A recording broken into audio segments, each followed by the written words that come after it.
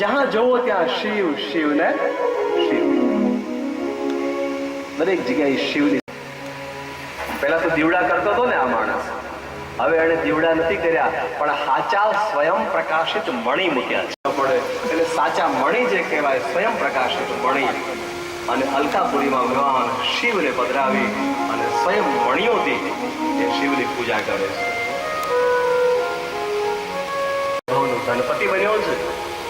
ભગવાન શિવજી એની ભક્તિથી પ્રસન્ન થયા. એક વખત ભગવાન શિવજી પ્રસન્ન થઈને કહ્યું, માગ માગ તને શું આપો. મારી અલકાપુરીમાં તમે કાયમ નિવાસ કરો.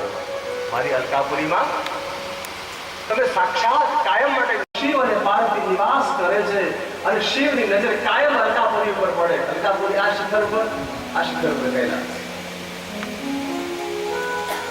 કુબેર ભંડારી એક વખત ભગવાન શિવને મળવા ગયો.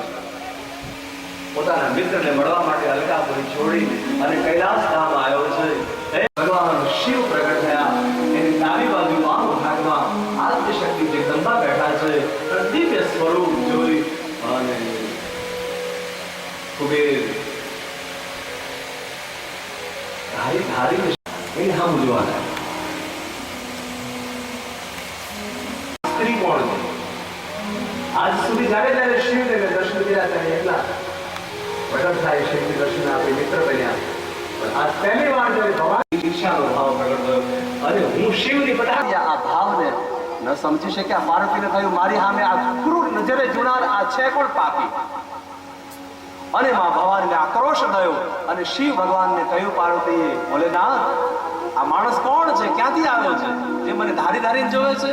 કોઈ સ્ત્રીની સામે વારે વારે ધારી ધારીને જોવું સંકેત છે. ધન્યવાદ.